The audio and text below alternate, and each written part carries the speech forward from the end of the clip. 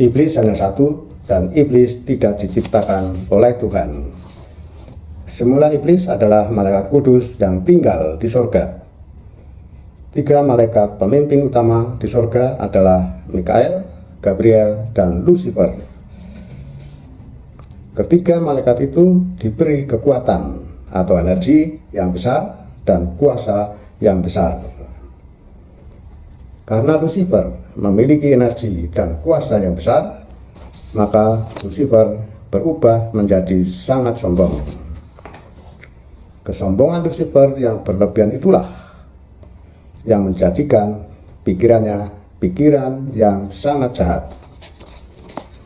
Pikiran yang sangat jahat itu mendorong Lucifer untuk mengkudeta tahta kerajaan surga. Yesaya 14 ayat 13 dan 14. Terjadilah peperangan di surga. Mikael melawan Lucifer. Mikael dibantu oleh 2/3 jumlah malaikat, dan Lucifer dibantu oleh 1/3 jumlah malaikat. Wahyu 12 ayat 7, dan lihat kembali video seri 1. Mikael berhasil mengalahkan Lucifer.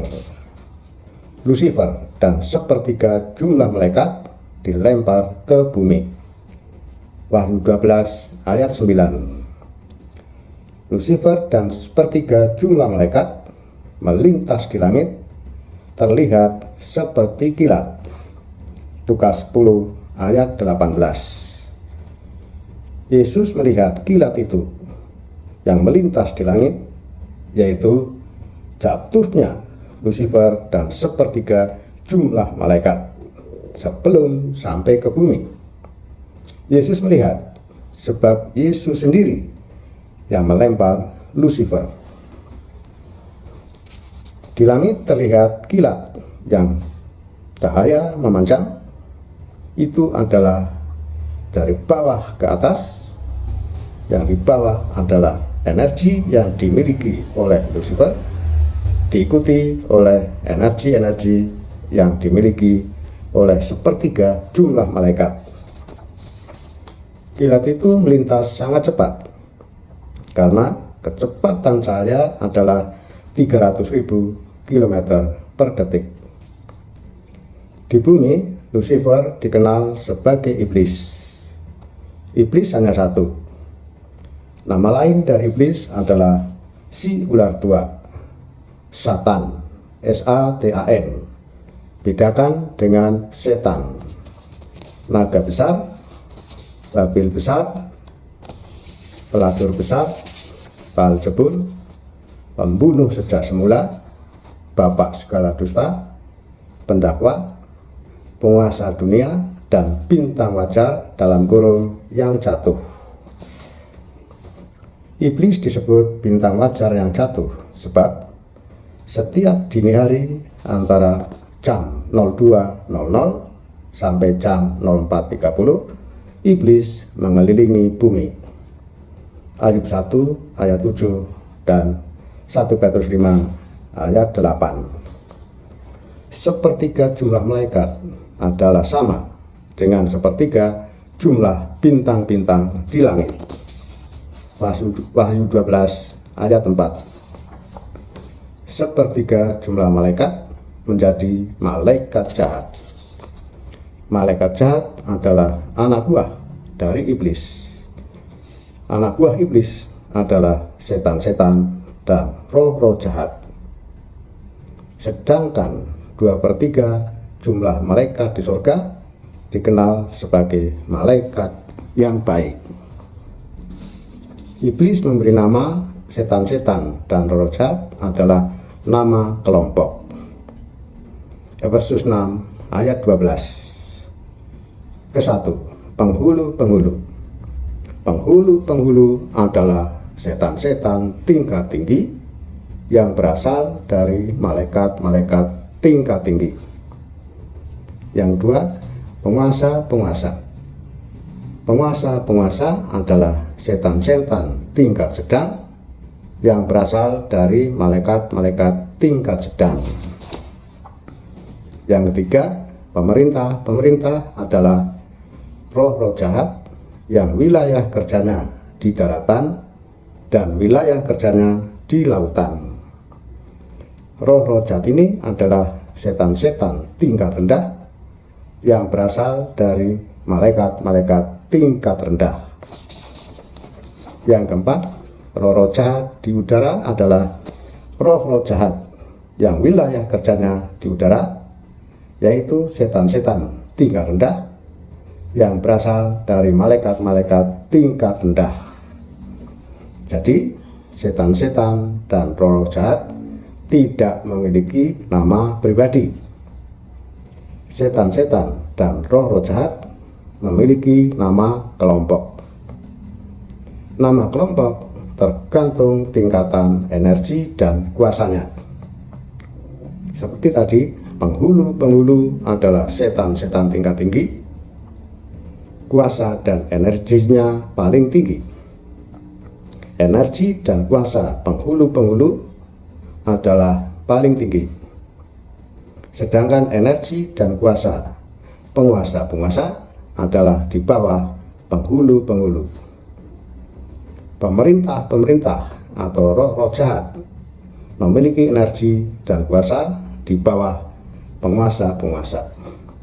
Oleh karena itu, setan-setan dan roh-roh jahat tidak memiliki nama pribadi. Nama kelompok disesuaikan dengan tingkatan kekuatan dan energinya. Nah, penghulu atau setan-setan tingkat tinggi memiliki energi dan kuasa yang besar, sehingga sangat membahayakan kehidupan manusia. Penghulu membahayakan kehidupan manusia, maka mereka dipenjarakan. Sebagian besar penghulu dipenjarakan di gua-gua gelap sampai hari penghakiman. 2 Petrus 2 ayat 4. Sedangkan sebagian kecil penghulu yang tidak dipenjarakan diberi tugas oleh iblis untuk menjadi penguasa suatu wilayah. Misalnya adalah anak buah iblis, yaitu malaikat Apollyon atau malaikat Abaddon sebagai penguasa dunia orang mati. Wahyu 9 ayat 11. Sedangkan penghulu yang lain sebagai penguasa suatu negara, penguasa wilayah provinsi, penguasa wilayah kabupaten, penguasa kerajaan kecil yang ada di setiap kabupaten, dan penguasa lautan. Jadi di bumi ini ada setan-setan tingkat sedang yang dikenal sebagai setan-setan saja, dan ada roh-roh jahat. Di bumi sekarang ini ada setan-setan dan roh-roh jahat yang jumlahnya sepertiga jumlah malaikat yang membantu Lucifer tadi. Tentunya jumlah setan-setan lebih sedikit daripada jumlah roh-roh jahat. Nah, tempat tinggal dari setan-setan dan roh-roh jahat adalah di alam roh, di sekitar hidup manusia. Di sekitar kita ada alam roh yang menjadi tempat tinggal setan-setan dan roh-roh jahat. Setan-setan dan roh-roh jahat di alam roh dapat melihat kita yang hidup di alam fisik, tetapi manusia yang hidup di alam fisik tidak dapat melihat ke alam roh. Nah, tempat tinggal setan-setan dan roh-roh jahat adalah di gua-gua gelap, di kuburan, di pohon besar, di batu besar, di jembatan, di hutan, di pegunungan, di gunung Merapi, di gunung berapi, pantai, lautan, sungai besar, danau, tanah kosong, rumah kosong, bangunan yang lama tidak dipakai, dan bahkan ada yang bertempat tinggal di gedung gereja Kristen tertentu. Nah, itulah alam roh yang ditempati oleh setan-setan dan roh-roh jahat. Namun mereka tidak berdesak-desakan. Di dalam satu jembatan misalnya, jumlahnya ribuan, tapi tidak berdesak-desakan karena mereka berwujud cahaya. Roh di alam roh berwujud cahaya. Nah, iblis tempat tinggalnya adalah di istananya, di suatu tempat di bumi ini. Nah, tugas iblis ada 3. Tugas iblis ada 3. Yang pertama adalah memerintah, mengatur, mengontrol, dan mengevaluasi kerja-kerja dari setan-setan dan roh-roh jahat. Yang kedua, mengelilingi bumi untuk bersusah payah mendapatkan makanan debu tanah yang dapat ditelan. Jadi tugas iblis yang kedua adalah menjelajahi dan mengelilingi bumi dengan bersusah payah untuk mendapatkan makanannya, makanan debu tanah yang dapat ditelan. Kejadian 3 ayat 14, Ayub 1 ayat 7, dan 1 Petrus 5 ayat 8. Nah, tugas iblis yang ketiga adalah mendapatkan pengikut yang sebanyak-banyaknya.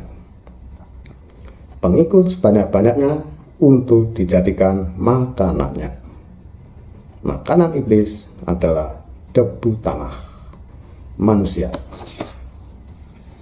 Nah, di dalam mencari pengikut yang sebanyak-banyaknya, iblis menyamar sebagai malaikat terang. Di dalam mencari pengikut yang sebanyak-banyaknya, iblis menyamar sebagai malaikat terang. 2 Korintus 11 ayat 14. Lalu apa yang disamarkan oleh iblis? Apakah wujudnya? Tentunya tidak. Di dalam menyamar sebagai malaikat terang, iblis menyamarkan nama dan wujudnya dan pekerjaannya. Jadi iblis menyamarkan namanya dan wujudnya dan pekerjaannya.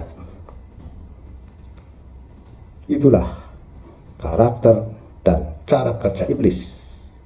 Iblis yang sangat jahat, bapak segala dusta, pembunuh sejak semula, dan musuh bagi Tuhan dan musuh bagi manusia. Nah, kami jelaskan tentang iblis menyamarkan nama dan wujudnya. Di dalam menyamarkan nama dan wujudnya, iblis mengatur tiap wilayah. Misalnya adalah nomor 1, setiap negara, nama dan wujud setan-setan dan roh-roh jahat berbeda dengan nama dan wujud setan-setan di negara yang lain. Yang kedua, untuk satu negara,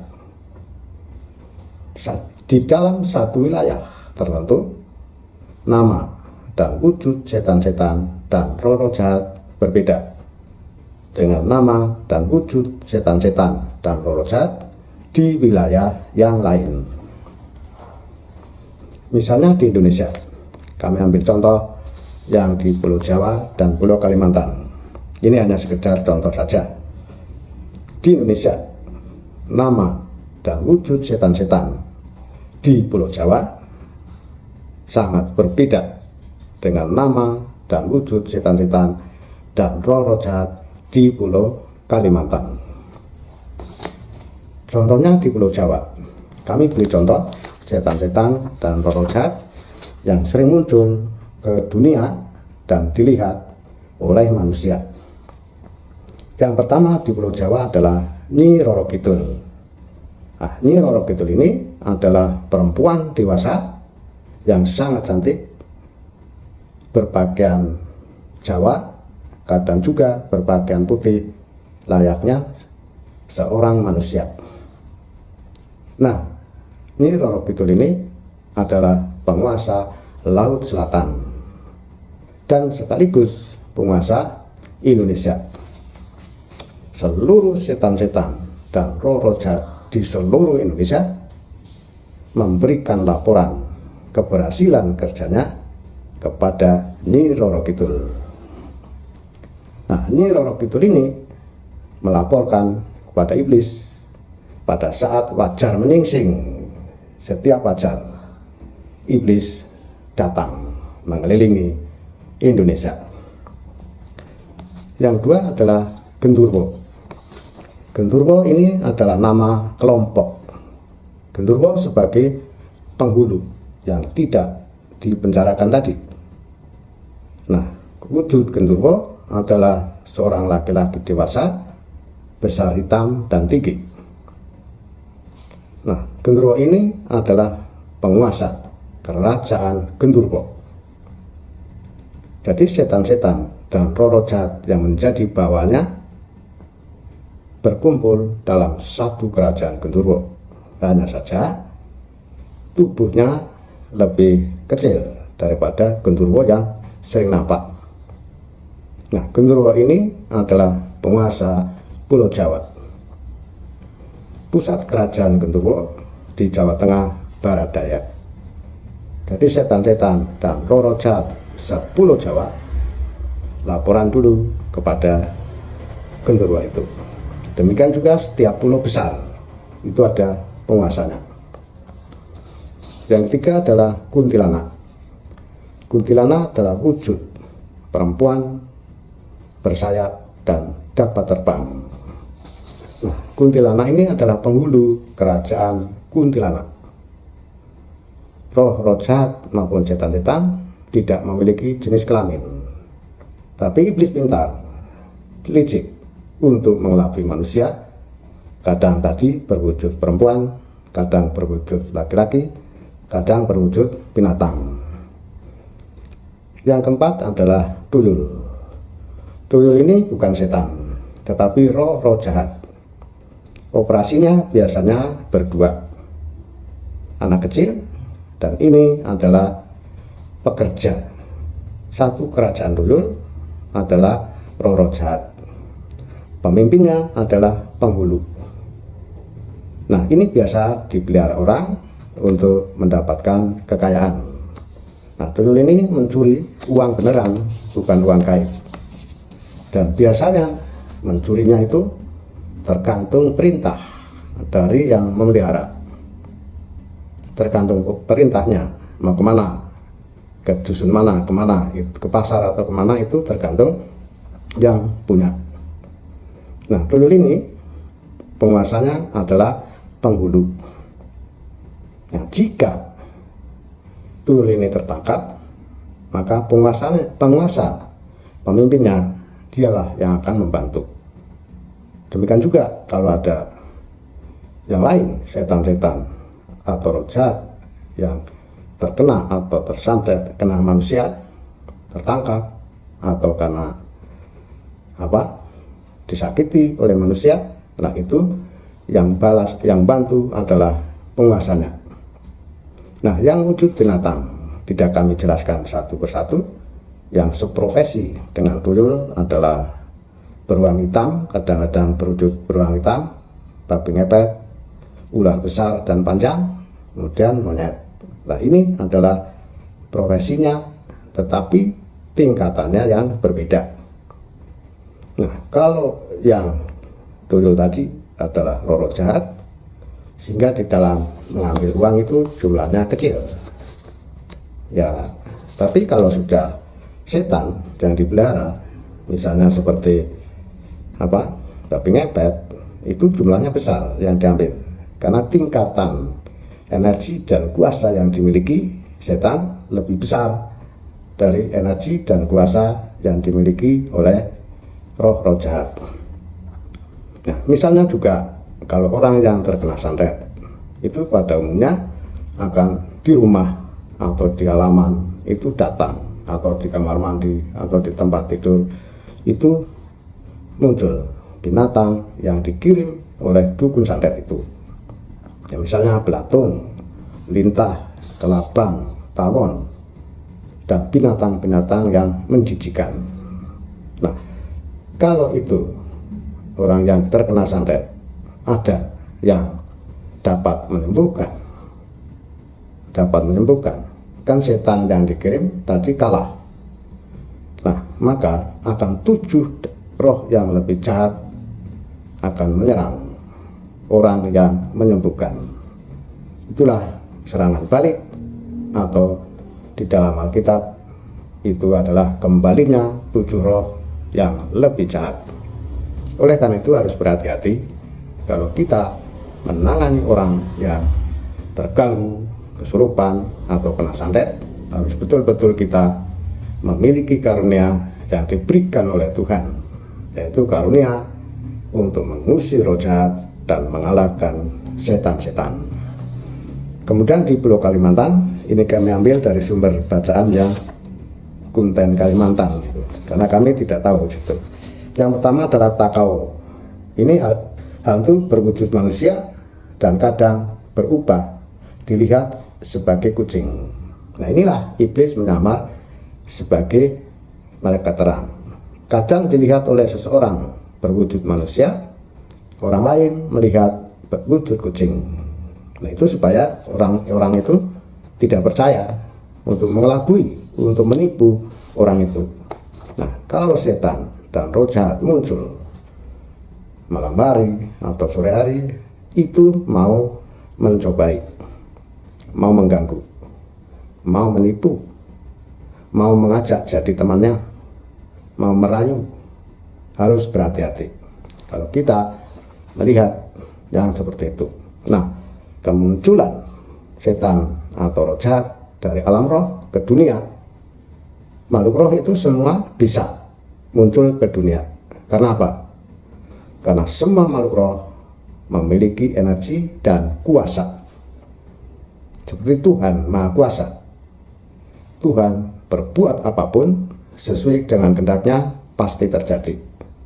Nah, makhluk roh juga diberi kuasa, sehingga dia punya kuasa untuk merubah wujud cahaya menjadi wujud manusia, baik perempuan maupun laki-laki, dan juga wujud binatang, sesuai kebutuhan untuk menipu manusia. Nah, roh manusia hanya memiliki energi yang kecil dan masih terikat di dalam daging. Roh manusia tidak punya kuasa, sehingga manusia tidak punya kekuatan, kemampuan untuk berubah wujud, karena tidak punya kuasa.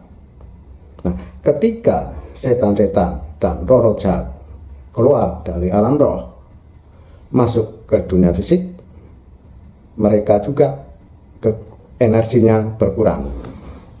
Seperti suatu pesawat luar angkasa keluar dari atmosfer, kan harus ada pelindung supaya tidak terbakar, memerlukan energi. Roh jahat maupun setan keluar dari alam roh ke dunia, memerlukan energi. Perubahan wujud cahaya menjadi wujud fisik memerlukan energi. Nah, setan ini tidak bodoh, tidak mau kehilangan energi. Maka orang yang melihat setan itu, maka setan itu menyerap energi orang yang melihat. Karena setan pinter, kita nggak ngerti, tidak punya kuasa, sehingga orang yang melihat energinya diserap, sehingga orang itu kadang berkeringat dingin di leher. Itu energinya diserap, bukan cerita tahayul, itu ilmiah, gitu. Nah, diserap sehingga merasa takut. Demikian juga nanti kalau masuk lagi ke alam roh, maka memerlukan energi. Nah, saya beri contoh 2 saja yang di Kalimantan. Yang kedua adalah anak Sima. Anak Sima ini dikenal sebagai pemakan jantung. Hantu ini memiliki wujud setengah manusia dan setengah makhluk roh atau alam gaib. Itulah kuasa yang dimiliki oleh setan-setan dan roh jahat untuk menjadikan wujudnya setengah manusia, setengah wujud alam gaib. Jadi itulah yang contoh dari perbedaan nama dan wujud setan-setan dan roh jahat di dalam setiap wilayah. Oleh karena itu iblis tidak mau memberikan nama setan-setan nama pribadi. Nah, jumlahnya kan miliar, bagaimana mau menghafalkan toh? Nah, sehingga nama kelompok. Nah, kalau manusia kan hidupnya berkelompok-kelompok. Nah, iblis tidak diizinkan oleh Tuhan untuk tinggal di alam fisik bersama manusia. Nah, kalau diizinkan sangat membahayakan kehidupan manusia.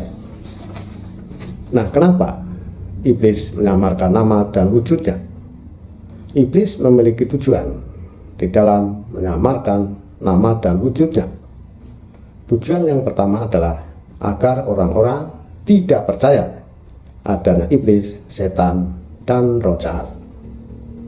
Pendeta gereja Kristen dan warganya yang tidak percaya adanya iblis, setan, dan roh jahat, mereka sudah tertipu oleh iblis dan mereka disesatkan oleh doktrin penghentian yang dulu pernah muncul. Akibatnya apa? Maaf ya, orang-orang yang tidak percaya adanya iblis, setan, dan roh jahat, saya minta maaf, mereka sudah jadi temannya iblis.